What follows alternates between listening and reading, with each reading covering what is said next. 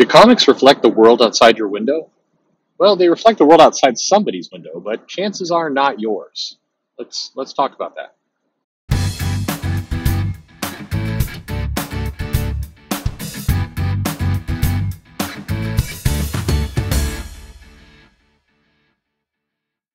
Hey there, without getting too much on a bandwagon soapbox, I'm not sure, what the correct term here is, but um, comics, are filled with, superheroes and characters and storylines and plots, and it's also filled with a lot of background kind of material and buildings and pedestrians and all kinds of little things that fill out the whole world you're seeing, the whole visual world you're seeing there. And I had somebody recently come up to me and say, why is it in comics that all of the NPCs, and in this case, there's a whole Twitter term for NPC that is, they're not talking about that. They're talking about the more traditional, the old school version of that, of NPC, non-player character, which is basically the people in the background, not Spider-Man, not Mary Jane, not Norman Osborn, not any kind of recurring characters, the people walking around the streets. And the question was, why is it that so many of those kind of just background characters, they're always like they're pierced up everywhere. Like they're looking at a comic with, I think, one of the Kuberts had done it. I think, trying to remember the issue they were pointing to. It's one of the Marvel books. I think it was one of the Captain America recent book. And several of the background characters had just like a ridiculous amount of piercings. So like 4 or 5 in the ear, 6, whatever, nose, lip, side of the face, cheek, in the eyebrow, and it was like there's just a lot of piercings there. And I'm like, well, this is they were trying to give everyday average person. And they're flipping through the comic book, like, but look at this. This is not, it's like a Bennington catalog of, they have like an almost scientific ratio of races and religions. There's somebody here in a burqa and walking down the street. And then there's this pierced person here. And then there's this tatted up person here. And there's no real fat people. Like there's no real like big overweight people in comics. And, they're like, why is this? Why is it that, because no background looks like this. Even if you go to the heart of Portland or Seattle or San Francisco, or, you go to these kind of places that have more of a, I don't know if it's fair, it's going to show my age a little bit, but more of the alternative lifestyle of just being a little different. Different is now norm, so I don't think it's different anymore. But anyway, it's like, why are these people? Why this kind of crazy collection of people? It's distracting because it doesn't look like any kind of background character at all. It looks like a kind of, the artist wanted to draw a bunch of things. And then I pointed out, there's actually not that many tattooed people in comics. The guys are like, well, why is that? It's like, well, because it's a pain for the artist to draw. If you want to put a little, like a nose ring in somebody, it's like a little swoop and they're done. But if you're gonna like draw, intricate tats on somebody, it's going to take more time. Funny little artist trick there. But it's funny. The world outside your window has been what Marvel's always kind of pitched, and DC at different times has also said, yeah, that's us too. But and I live and I operate in the Seattle area, and I get what the person was saying around background characters and buildings and other things are distracting because it's a very kind of cherry picked collection of shops and other things. What's funny is if you live in the Seattle area, one type of shop that has gotten very popular over the last 2 years that is seemingly everywhere are weed shops. There are a lot of dispensaries in the area. You don't see those show up in comics. I'm surprised. You don't superheroes going down the street. It's like, man, I'm uptight for fighting Doc Ock all day. I'm just gonna pop in here and get some brownies. That's what I'm gonna do. Some edibles. You can't smoke while you're swinging around the city, so I'm gonna, that'll look ridiculous. But I'm gonna pop in like a little brownie and then just go nuts. That'd be an awesome storyline, by the way, where Superman or Spider-Man, sorry, is like. He's like, I'm so stressed. And Mary Jane's like, a friend of mine's stressed, and he takes, he just gets like a half of a, half of a little edible there, and that's what he does. And Spider-Man's like, I don't know, drugs are bad, but he's like, yeah, my back hurts. I'm just gonna relax a little bit. And he messes it up, and he takes too much of the edible. He takes like 10 milligrams instead of 2 on his first go, and then he's like, oh my god. Then you get Spider-Man, not crazy Spider-Man, not like he's suddenly like running around town with his pants off, shooting webs everywhere, but just like he's like, I'm tired. Green Goblin's attacking the city over there. It's like, ugh, uh, pass. I'm just gonna sit here and watch Netflix. Yeah, I'm just gonna there's this Britain's baking show. I'm just gonna watch that. I'm just gonna kind of relax, make a little spider hammock, and just gonna. Uh, anyway, sorry. The key is like the world that is presented in comic books is it feels like a different world. It's like in New York and even New York. What strikes me is if you go to New York and you walk around the streets of New York, you're kind of struck by the really tall buildings that are in New York and kind of how there's big parts of the city that are always in kind of some parts of shade because the buildings are so high and you're kind of in this dense city. When I say New York, I guess I mean Manhattan.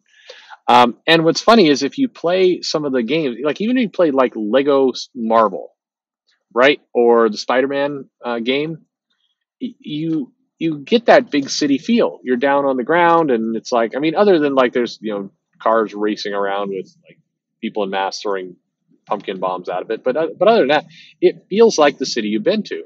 But in the comics, it often feels like they're just they're it's some other city. It's like these little small buildings, and then there's like coffee shop and a little bistro and some other thing. Like if people can't make up their mind, like where are things? And then more recently, there's just no background at all. The character just walking through kind of this orange colored background or white colored background.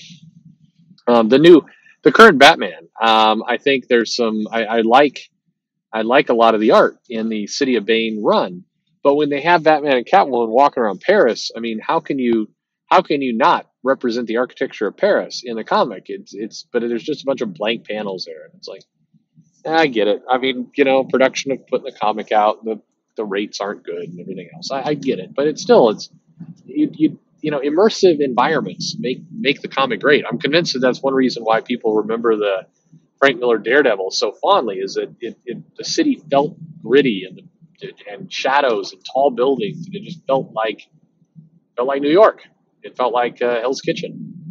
But anyway, I mean, so what? Why do these? Who's giving these artists instructions? That's also been my kind of question. Is like you're drawing away on a page, and you're creating almost a parody of a kind of millennial, pierced up kind of rando person.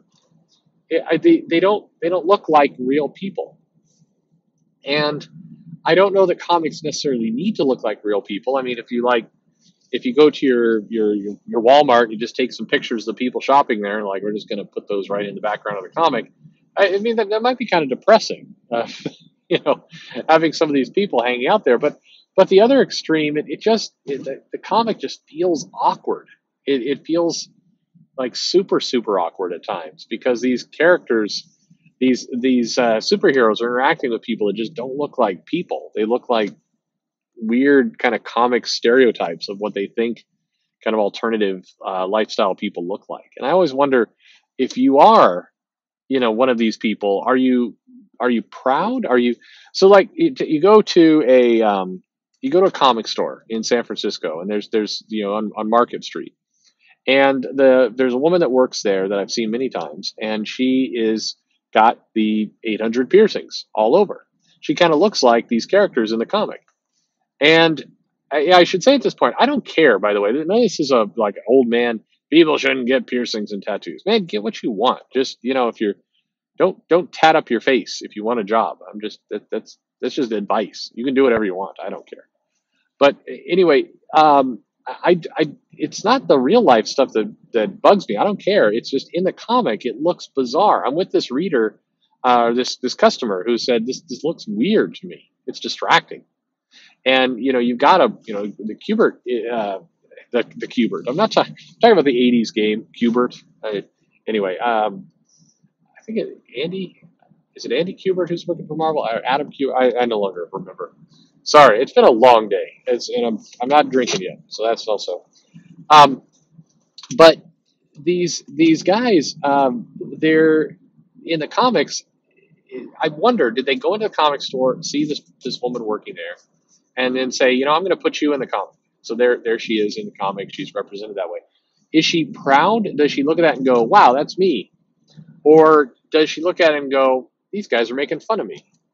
Because it doesn't seem. I mean, when you're just some kind of background character, like, "Hey, Peter Parker, you're going to have to pay $5 for that latte." I mean, I don't know. I don't. I guess maybe I'm just weird. I don't want to be represented in that way. I mean, if you could draw a perfect rendition of me, throw it in the comic, and have me like going, ah, hey hey Hal Jordan, you haven't paid your rent in over 2 months. I mean, I don't want to. Don't put me in there. I don't want that tribute. And I think if you're just some kind of random person and you're reading comics and you've got those piercings or you have this kind of look, do you think to yourself, "Hey, how cool! There's people in the comics that look like me," or do you think, "Hey, these guys are trying to pander to my generation," or worse, do you think, "Hey, these guys are making fun of me"? That's kind of how I feel it comes across.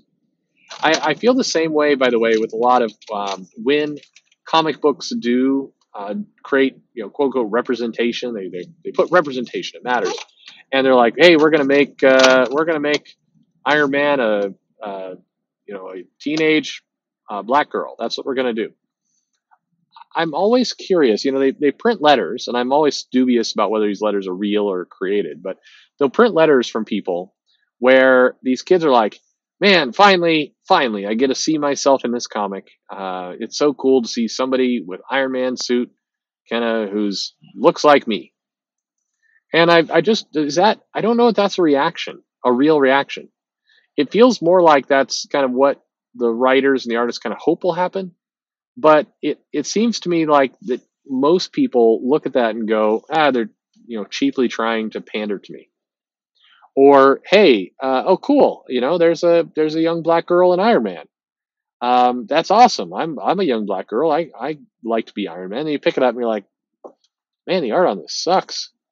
You know, I mean, I just don't know. I honestly asking because I've never had this reaction, and I'm mostly white, right? So maybe I've just got that mostly white privilege. I don't know, and I don't care about these things because I've had my white heroes, so everything's good for me. But the thing is, I never had this reaction of going, "Oh man, how cool! Peter Parker's like me. I can be Peter Parker someday. I can be Spider Man someday." I never, even as a kid, I never had that.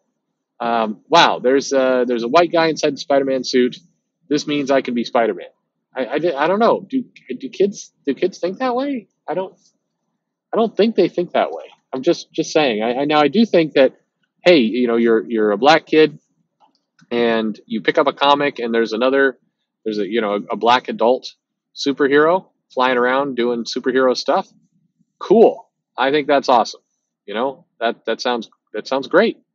And I think if you're a black kid, seeing yourself represented in pop culture that way is probably pretty damn cool. So I think there's nothing wrong with that. I think that's fine.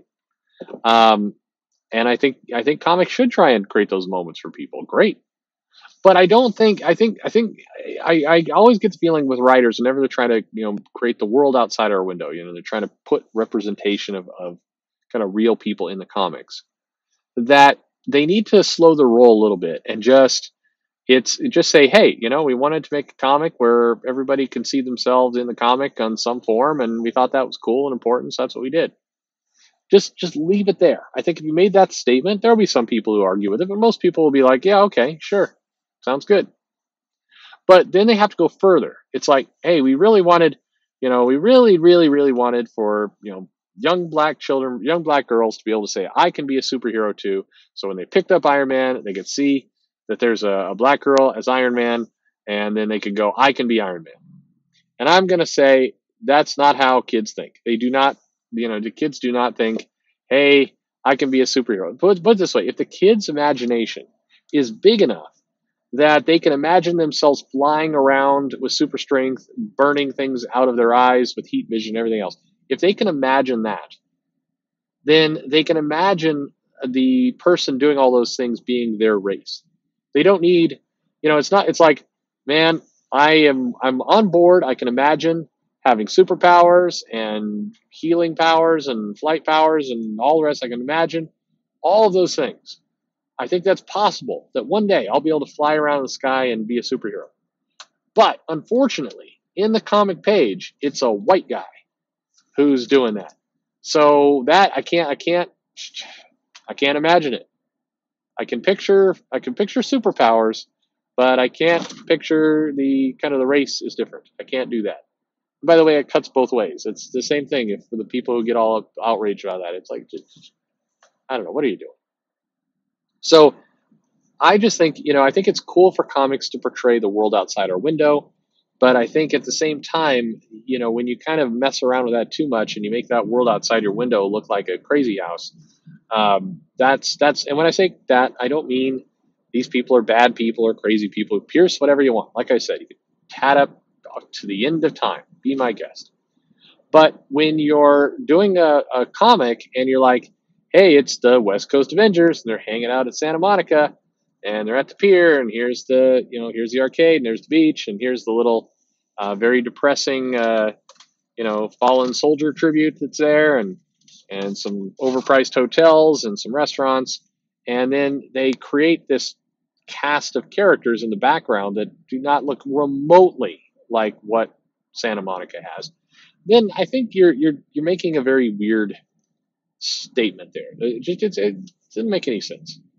And on top of that, I don't think you're getting anything out of it from the readers and the customers. And if anything, you're turning people off. I think it's either loss or nothing. It's certainly not gain. I can't tell you, and I'm not going to say I know. So it is possible that when they make Riri Williams and they have young black girl Iron Man, that it inspires young black girls, and I hope that's the case because they went to all this trouble. So I hope that is the result, and I want that result. I really, really do. And I think by moving it to Ironheart and having kind of some real care being taken to that story and trying to really build up the character and do stuff with her, I think I would guess more children are into it. I would guess it is more of an inspiration. But if it is great, I'm happy for you. But one thing I'm very, very sure about is that having background characters in the comic that look just kind of random weird, that's not inspiring anyone. Nobody is picking up a comic going, well, it's a team full of white people, but hey, look at that. Wolverine is he's buying some earbuds for his iPhone from an Apple Store employee, and the Apple Store employee has shaved hair on one side, pink on the other, a bunch of piercings and glasses, and like a fake leg. Awesome, just like me. Yeah, I don't think so. I don't know. Like I said, anything could happen. What do I know? That's so. You tell me. Tell me what do you think? Leave a note in the comments below. Does this make any sense to you? Do you notice it? Does it draw away from the story when you've got this kind of crazy collection of stuff going on? Let me know in the comments below. Like, subscribe, click the bell for notification. Tell a friend. Follow me on Twitter at Comic Perch. And thanks for listening.